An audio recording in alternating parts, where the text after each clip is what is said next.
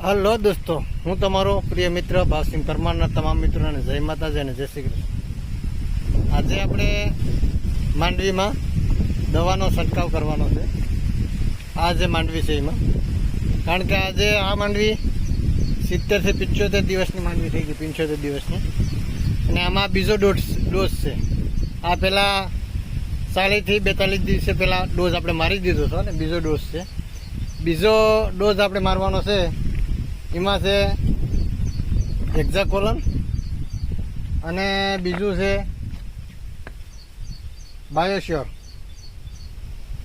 કારણ કે આને આપણે ગયા વખતે પણ સાચ્યું હતું, આનું રિઝલ્ટ એ બહુ સારું છે અને આ વખતે આપણે છંટકાવ કરવાનો છે. અને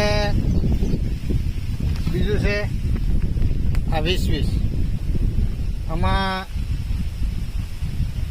1 કિલોનું પેકેટ છે. આ બાયોશ્યોરનું આપણે દ્રાવણ બનાવવાનું છે, આનું પણ અલગ દ્રાવણ બનાવવાનું છે અને પછી એનો છંટકાવ કરવાનો છે. આપણે બીજીની સાથે કોઈ દવા છાંટવાની નથી.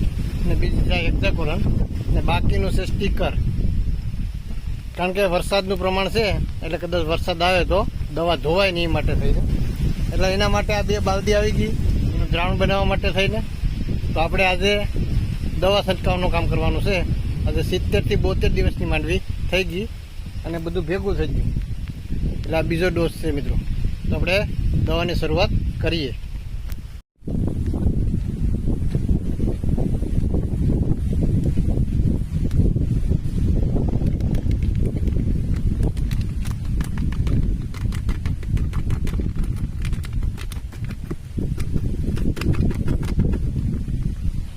આ 9 થી 10 પંપનું આપણે દ્રાવણ બનાવવાનું છે.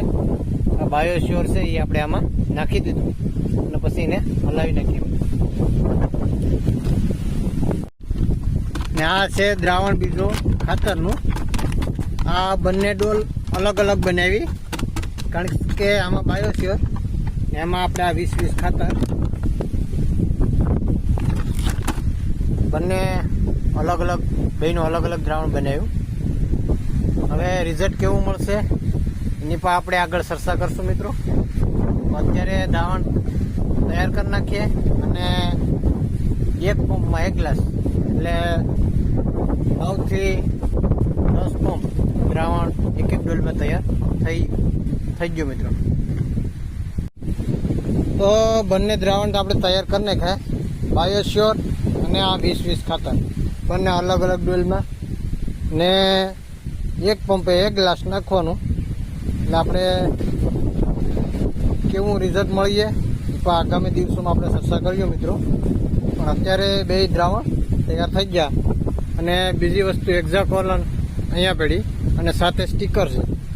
તો હવે આપણે પંપ ભરીએ અને વધારે પડતું આને પંપ ભરવા ટાણે લાકડી અથવા ઓલાથી હલાવી અને નાખો, તો કારણ કે નીચે જામી જાય એનું, એટલે હલાવીને નાખવાની વધારે પડતી કાળજી રાખવી પડે.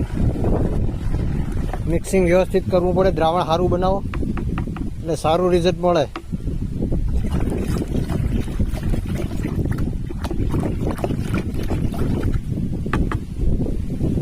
એટલે બંને દ્રાવણ તૈયાર કરીને ખાય મિત્રો. આપણે દવા છાંટીએ, ઝીણાભાઈ પાટો મારવા આવી ગયા. મને કે માંડવીમાં કાળી ભમરી છે, એમ કંઈ ઘટે નહીં એવું કે ઝીણાભાઈ. મારી થડમાં અહીંયા નીરણ વાટે છે ટણામાં. કારણ કે ઘણા દી પછી ઝીણાભાઈની યારે પણ અમારે મુલાકાત થઈ. ડાહા ખાઈ જાય નહીં? હે, ડાહા ખાઈ જાય છે, કારણ કે આ જે બનસ થતો નથી વરસાદ. ને હું ને ઝીણાભાઈ બે અમે એ પર નીરણ વાટે, એને થોડીક મુલાકાત થઈ ગઈ. કારણ કે મારો ખાસ દોસ્તાર એ હમણાં થોડાક દિવસથી કામ ઉપર હતા. મહિનો દિવસ પછી ફરી પાછી મુલાકાત થઈ અમારે બેયને. કારણ કે આ ટણામાં ખડ વાટે, કારણ કે એ હાલવાનો રસ્તો છે એટલે ખડ રસ્તામાં કસરાઈ ન જાય, એટલે એને પણ ખડ વાટવાનું કામ ચાલુ છે. આપણે ખંભે પંપ છે ને આમાં આપણે દવા છાંટીએ અત્યારે આ બધું હે એ તો શરૂઆત કરી એ ડેમર પછી નડે નહીં ને એમ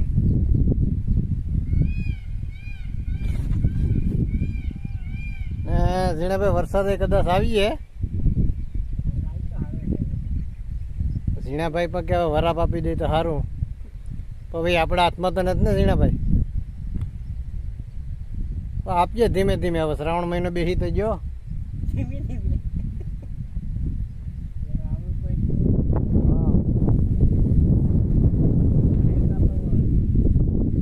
હે કાપા વેરી હું કે ઝીણાભાઈ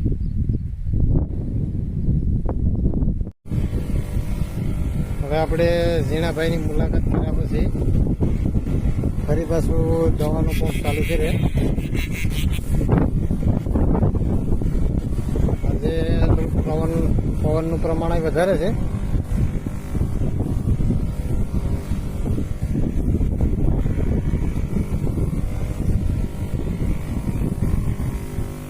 એટલે દવા છાંટવામાં થોડીક ધ્યાન રાખવી પડે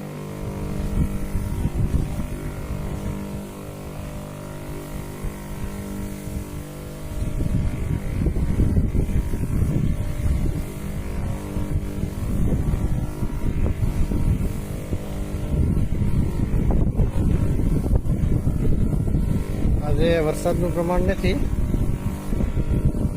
નકર દવા ધોવાઈએ એ છતાં આમાં આપણે તો સ્ટીકર નાખેલું છે એટલે 100% રિઝલ્ટ મળે એ માટે થઈને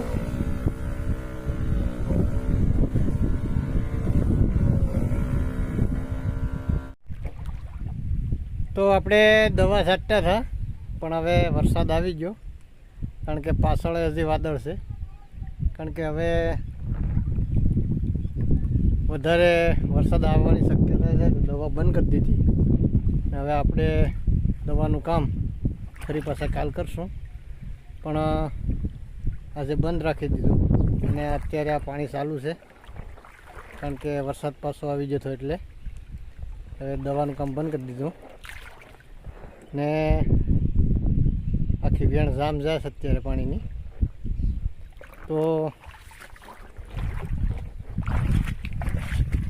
દિવસના અંતે મિત્રો આવી જ ઘણી બધી અવનવી વાતો મિત્રોની મુલાકાતો આપણે આગળ કરતા રહીશું તો અમારા આજના વિડીયોને વધુ લાઈક સબસ્ક્રાઈબ અને શેર કરવાનું ભૂલતા નહીં તમામ મિત્રોને જય માતાજી અને જય શ્રી કૃષ્ણ.